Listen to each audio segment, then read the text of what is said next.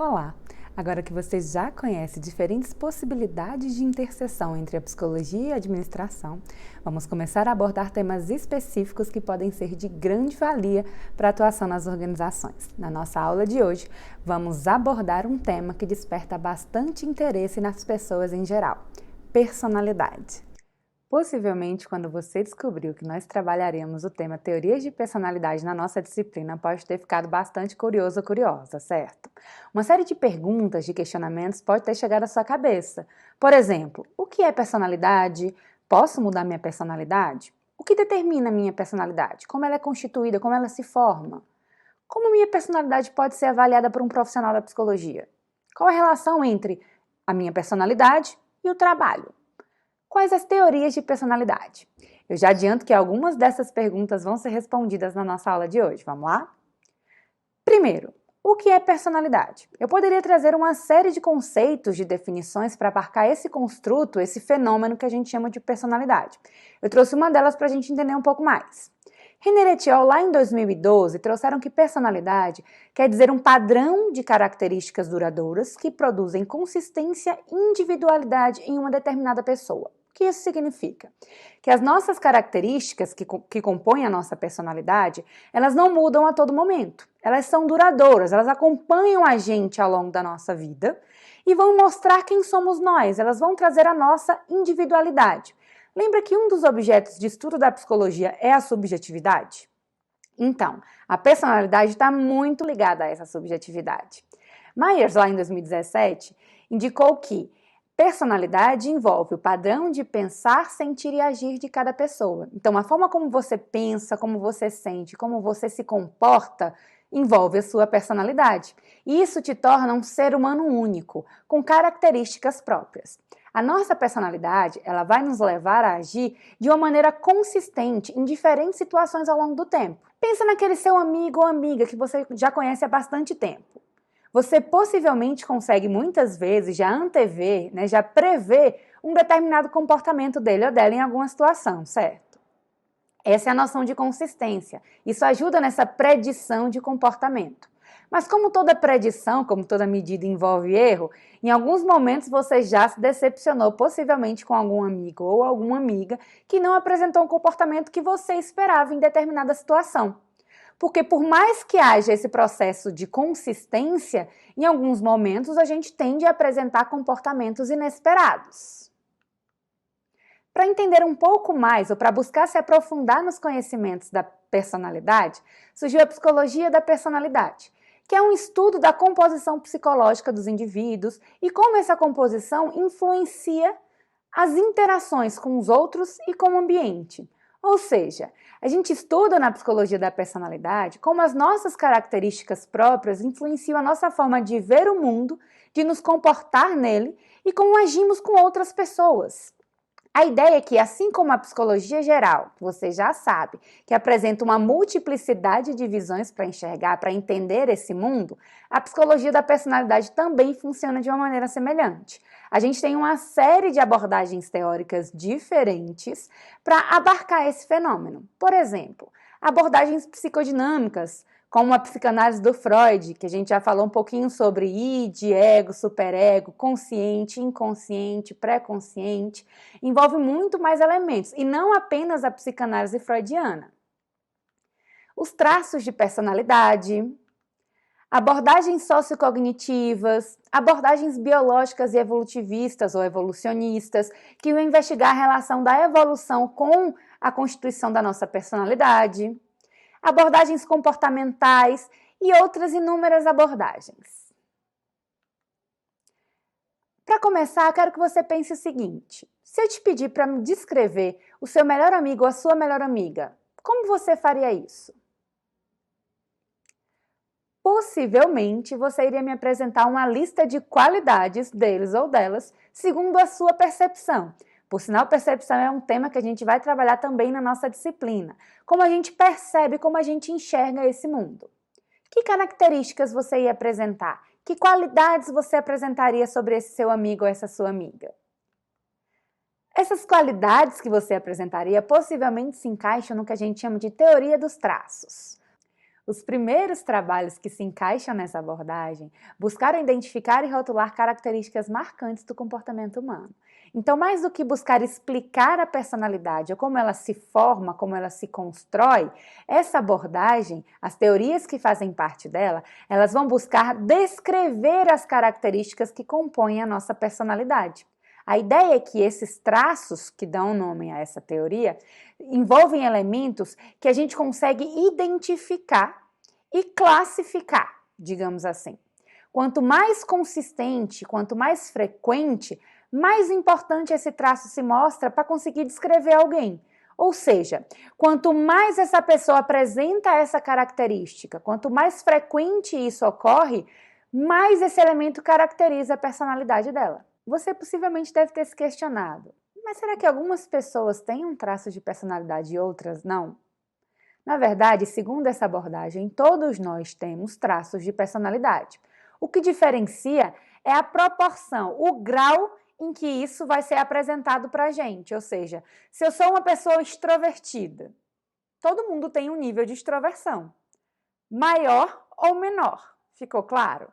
E esse nível ele pode ser quantificado, a gente pode medir essas características. O desafio para essa abordagem é justamente delimitar quais são os principais traços que vão ajudar a gente a melhor descrever a personalidade.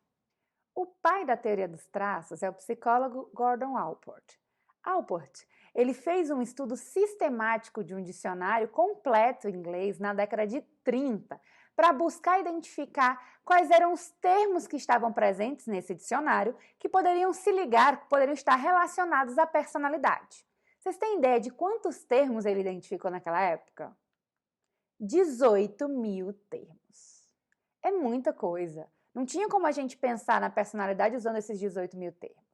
O que ele conseguiu foi, eliminando as palavras que tinham significados semelhantes, chegar a 4.500 descritores, 4.500 palavras que descreveriam elementos ligados à personalidade. Ainda era muita coisa, certo? Mas ele conseguiu classificar esses 4.500 descritores em 3 categorias básicas. São os elementos cardinais, centrais e secundários.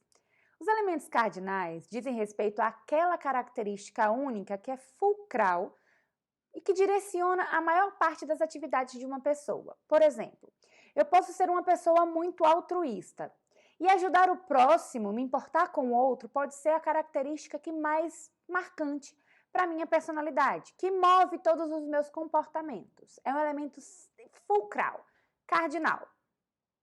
Quando a gente fala em características centrais, a ideia é que são aquelas características principais ou centrais de uma pessoa.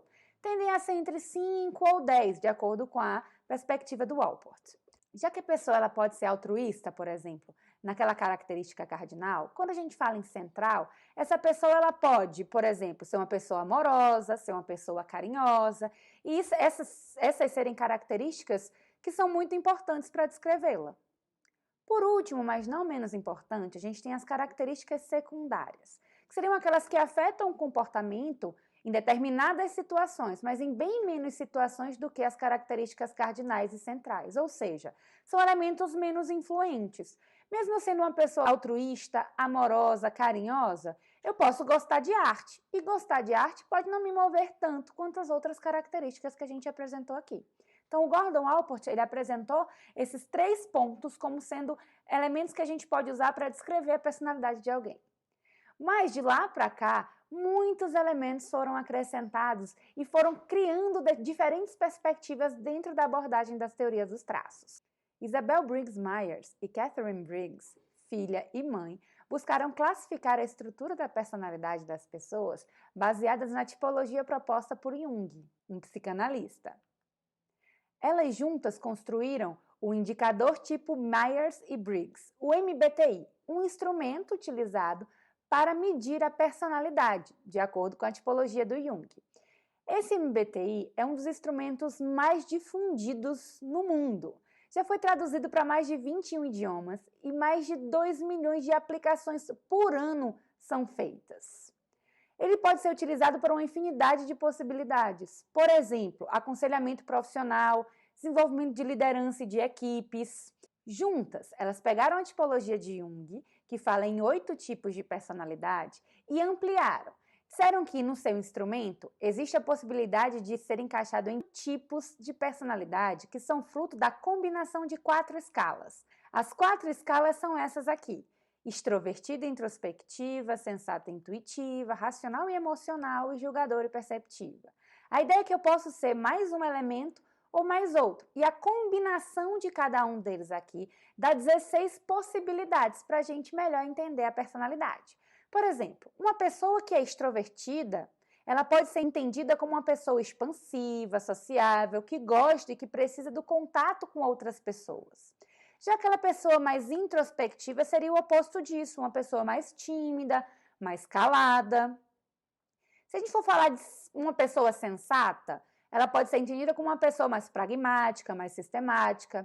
Já aquela intuitiva estaria no outro ponto do contínuo. Seria aquela pessoa mais inovadora, mais imprecisa. Uma pessoa racional poderia, segundo essa perspectiva, ser entendida como aquela pessoa mais lógica, mais analítica, enquanto aquela pessoa mais emocional seria uma pessoa mais subjetiva, mais emotiva, que se levaria ou analisaria o meio, o ambiente em que ela está inserida ou uma situação, considerando mais elementos emocionais, diferente daquela pessoa racional que utilizaria a lógica e analisaria de uma maneira mais fria, digamos assim, aquela situação.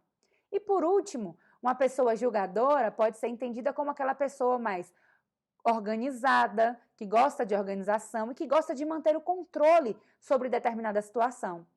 Diferente, por exemplo, do outro contínuo, da outra ponta, que seria uma pessoa mais perceptiva, aquela pessoa mais flexível, mais espontânea. A ideia é que a gente for parar para pensar. Eu poderia ser uma pessoa, por exemplo, extrovertida, mais intuitiva, mais racional e mais perceptiva. A ideia é que a gente pode pegar a primeira letra de cada uma dessas palavras e a gente teria um desses tipos. Então, a gente teria uma pessoa E-I-R-P. Então, pensando em todas essas características que foram apresentadas, a gente traçaria uma personalidade, ou as características da personalidade dessa pessoa, a partir dessas informações. Mas a gente pode pensar o seguinte: apesar de toda essa popularidade do MBTI, da importância, da contribuição que ele trouxe para a área, a gente tem uma série de problemas identificados com essa medida. Como assim? Há uma espécie de inconsistência nos resultados. Muitas vezes, os resultados apresentados pelo MBTI não se sustentam. E esse é um grande problema quando a gente fala de medida. Já que a gente fala que numa medida, num instrumento, a gente precisa que ele seja constante ao longo do tempo. Então, pensando nisso, a partir daí, outras perspectivas, outras abordagens dentro dessa abordagem da teoria dos traços também foram apresentadas. A teoria mais influente de traços é chamada de Big Five, ou a teoria dos 5 grandes fatores de personalidade. Você já ouviu falar sobre ela?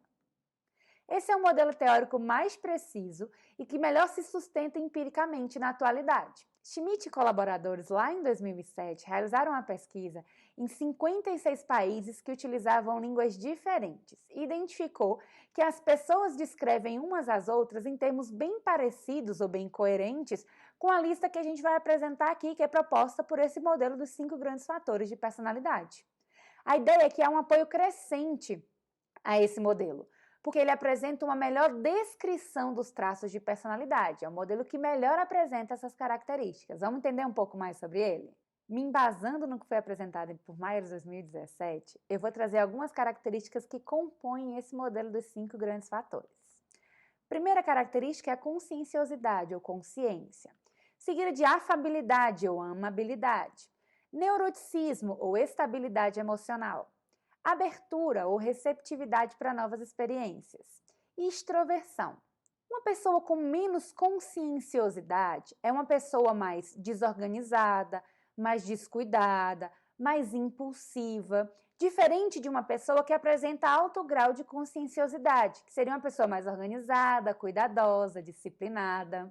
Quando a gente fala em amabilidade ou afabilidade, uma pessoa que tem um baixo grau dessa característica ou desse traço tende a ser uma pessoa mais cruel, desconfiada e que não coopera em atividades em grupo, que tende a não se importar muito com as outras pessoas. diferente daquelas que apresentam um alto grau de amabilidade, de ser amável. Então, são aquelas pessoas que tendem a ter um coração mole, são mais confiáveis e se mostram mais úteis para auxiliar as outras pessoas. Uma pessoa com baixo grau de neuroticismo, ou seja, uma pessoa estável emocionalmente, é aquela pessoa mais calma, segura, vaidosa, diferente de quem tem um alto grau de neuroticismo, é aquela pessoa mais ansiosa, insegura e autopiedosa. Já a abertura ou receptividade para novas experiências, uma pessoa que apresenta um baixo grau dessa abertura é aquela pessoa mais prática, que gosta de rotina, mais conformada e que gosta de ficar na sua zona de conforto. Diferente de uma pessoa que tem uma maior abertura, que, por exemplo, é alguém mais imaginativo, que gosta de variedade, de mudança e uma pessoa mais independente. Já quando a gente fala em extroversão, a gente está falando que pessoas que têm um baixo grau de extroversão são aquelas mais recatadas, mais sóbrias, reservadas. Diferente daquelas pessoas que têm um alto grau de extroversão, que são mais sociáveis, que gostam de estar com outras pessoas, mais divertidas, mais afetuosas. Então é importante a gente pensar que todas essas 5 características de personalidade que a gente está discutindo aqui agora, elas se apresentam em todos os seres humanos. Então, eu posso ter o maior ou menor grau de cada um deles, mas eu tenho cada um deles, correto? Então, novamente, é uma das teorias que mais se sustentam e mais utilizadas na atualidade. É muito utilizada em processos seletivos. Muitos administradores, por exemplo, contratam psicólogos para aplicar os testes psicológicos, muitos baseados nessa perspectiva teórica, para que a gente consiga traçar um perfil de personalidade embasado nessas 5 características, para a partir daí entender se esse sujeito ele se encaixaria na nossa organização. Eu posso utilizar essas características para investigar, por exemplo, um fit, uma adaptação à cultura da nossa organização. Se eu busco uma pessoa que tem determinadas características, por exemplo, uma pessoa que tem alta conscienciosidade, uma alta afabilidade, um baixo neuroticismo, uma grande abertura para novas experiências e uma pessoa mais extrovertida, se esse é o perfil que eu preciso para dar uma balançada, por exemplo, no setor em que essa pessoa vai atuar, eu posso identificar essas características a partir de testes de personalidade que sejam embasados, que se sustentem nessa teoria. Uma pergunta importante também, além das teorias da personalidade.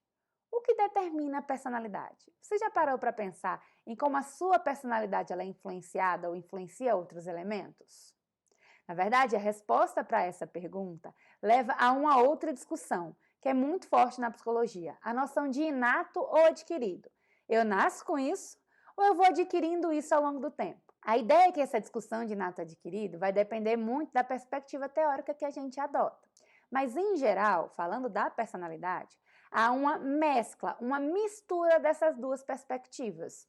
O elemento pode ter um fundo inato, eu posso nascer com algum dos elementos ou com uma maior propensão para exibir determinados comportamentos, mas eu preciso que o meio influencie, que o meio faça com que essa característica aflore, digamos assim. Essa abordagem, que a gente chama de abordagem evolutivista, bem baseada nos elementos biológicos, defende que nós herdamos importantes componentes que influenciam em parte a nossa personalidade. Ou seja, nossos genes, eles influenciam um pouco da nossa personalidade, ou muito da nossa personalidade. Então, certos traços de personalidade teriam maiores chances de serem preservados e passados adiante nas gerações seguintes.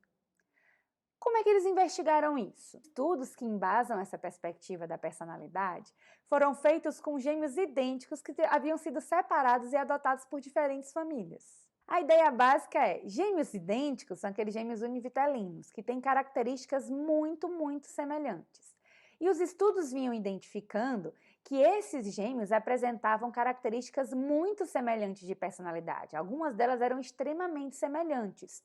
E aí ficava o questionamento, esses elementos eram ligados a questões inatas? Isso fazia parte dos genes deles? Ou isso fazia parte do meio em que eles estavam vivendo? Eram meios semelhantes das famílias em que eles foram adotados? Ou eram meios diferentes? Nesses estudos, eles identificaram que cerca de 61%, por exemplo, do potencial social, que é uma característica muito ligada à emergência de papéis de liderança, ou seja, eu tenho uma maior probabilidade de ocupar papéis de liderança, era explicado por elementos inatos, por questões genéticas. Já 60% da característica de tradicionalismo, ou seja, de seguir uma autoridade, também era explicado por esse fundo genético. O que a gente precisa pensar é que nada ligado à personalidade é unicamente inato. A gente pode sim ter esse fundo genético, ter essa maior probabilidade de apresentar determinadas características de personalidade, mas a gente precisa que o meio faça essas características aflorarem. Espero que o conteúdo tenha ficado claro para você. Te aguardo na aula síncrona para a gente discutir um pouco mais. Até lá!